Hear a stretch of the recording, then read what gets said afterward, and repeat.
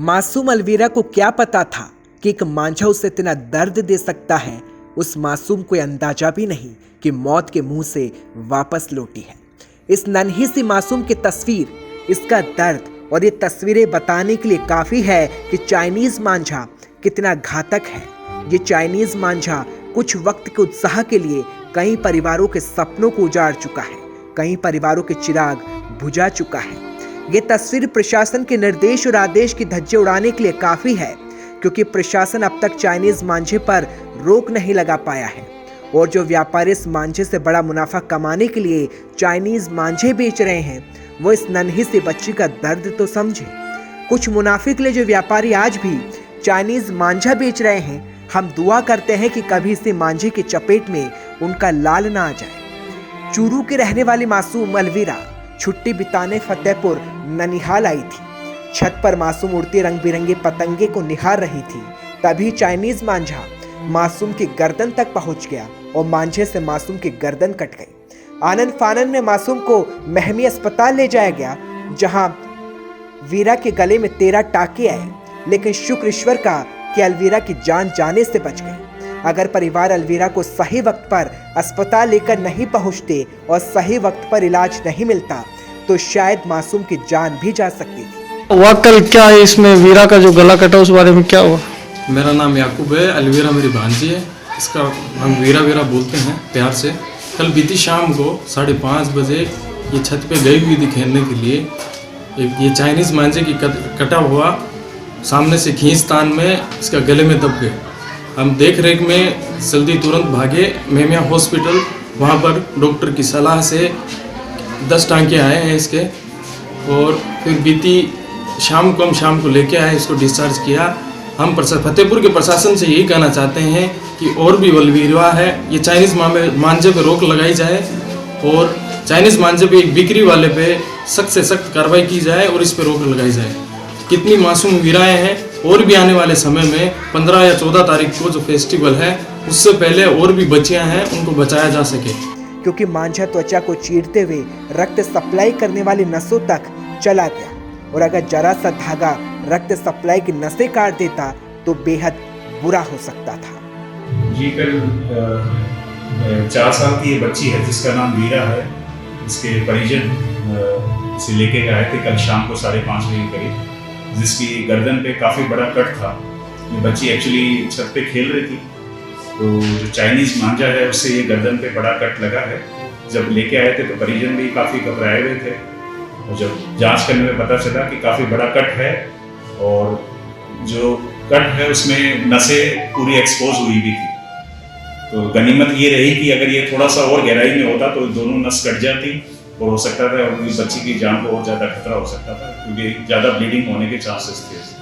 तो उस बच्ची का फिर हमने यहाँ पे इलाज करा। उसके करीब 13 स्टिचेस आए हैं, और अभी बच्ची एकदम स्वस्थ है, कोई उसको ऐसी तकलीफ नहीं है बिल्कुल भी। लेकिन यही है कि जो चाइनीज़ मांझा था उसके कारण बहुत ही बड़ा कट लगा, बच्ची की जान बच गई, यही बहुत बड़ी बात है। क्या कहना चाहेंगे चाइनीज मांझे पे? कुछ कहना चाहिए? चाइनीज मांझे के बारे में मैं ये कहना चाहूँगा कि प्रशासन को तो इसके लिए स्ट्रिक्ट एक्शन लेना ही चाहिए। साथ में लोगों को भी जागरूक होना चाहिए कि भाई हम चाइनीज मांझे को बॉयकॉट करें, क्योंकि जब तक लोग उसे बॉयकॉट करेंगे तब तक ऐसे ही खुला दिखता रहेगा और भी परेशानियाँ उठानी पड़ेगी।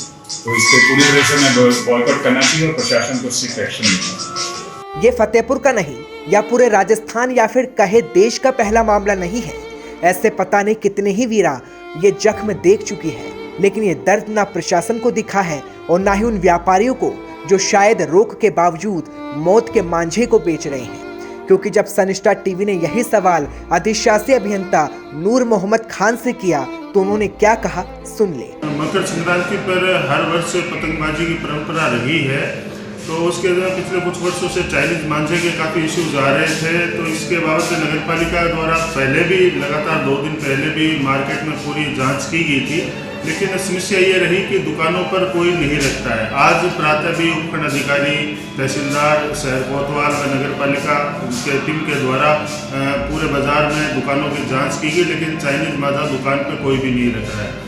इसके लिए पुलिस प्रशासन और नगर पालिका के द्वारा सामंजस्य बिठाकर प्रयास किए जा रहे हैं कि बोगस ग्राहक भेजकर कार्रवाई की जाए। और दूसरा, इनका जो स्टॉक एरिया है, गोदाम है, उसको मुखबिरी के प्रयास किए जा रहे हैं, पुलिस प्रशासन के द्वारा भी किए जा रहे हैं। और नगर पालिका में जमादारों को, सफाई कर्मचारियों को इस कार्य में लगाया है, ताकि इसकी जो मूल गोदाम अगर अब नगर पालिका पकड़ पाए तो एक बेहतर कार्रवाई होगी और बेचने वालों पर भी एक तरह से लगाम लगेगी।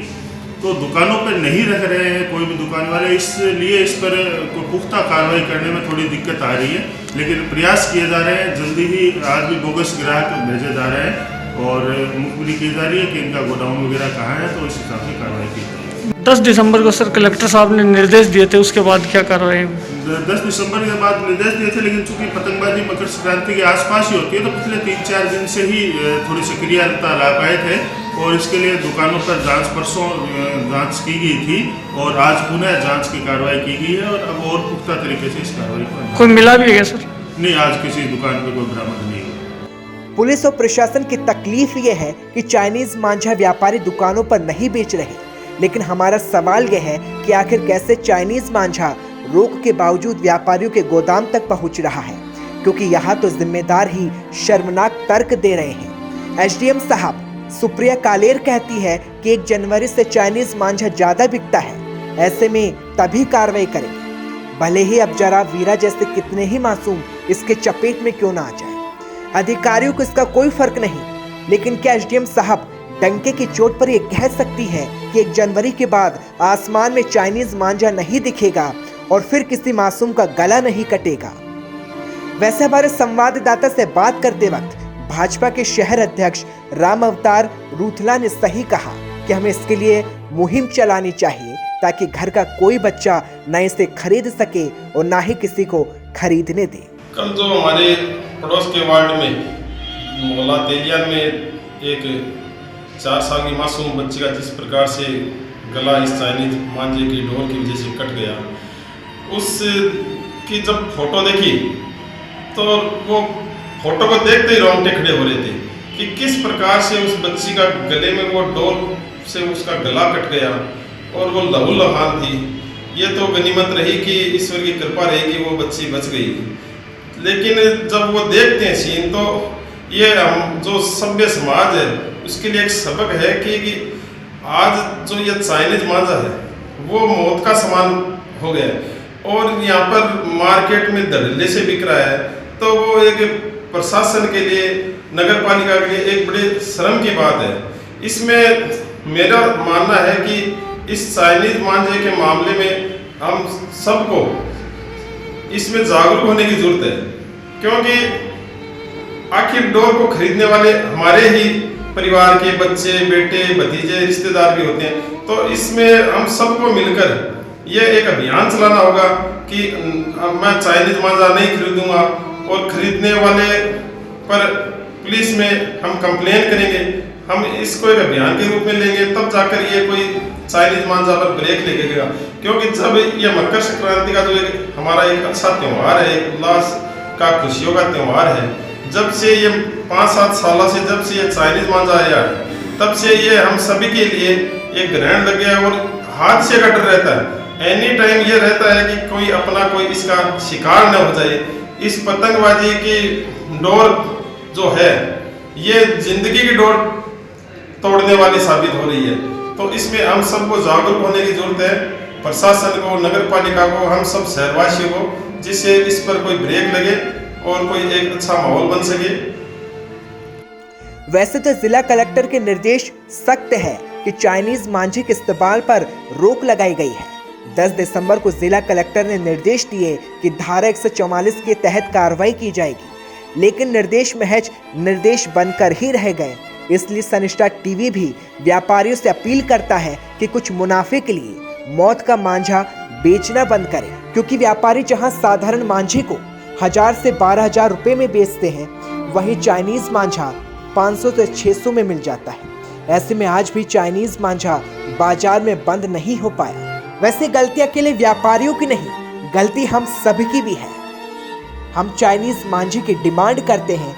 हम ये नहीं कहते कि व्यापारी मुनाफा नहीं कमाए, लोग त्योहार नहीं मनाए, लेकिन जो मांझा जान पर आफत बन जाए, खतरे की घंटी बन जाए, उस मांझे को ना बेचा जाए और ना ही खरीदा जाए। क्योंकि जब इंसान इस मांझे की धार नहीं झेल सकता तो जिस आसमान पर हम कब्जा करते हैं भला उनकी कौन सोचता होगा।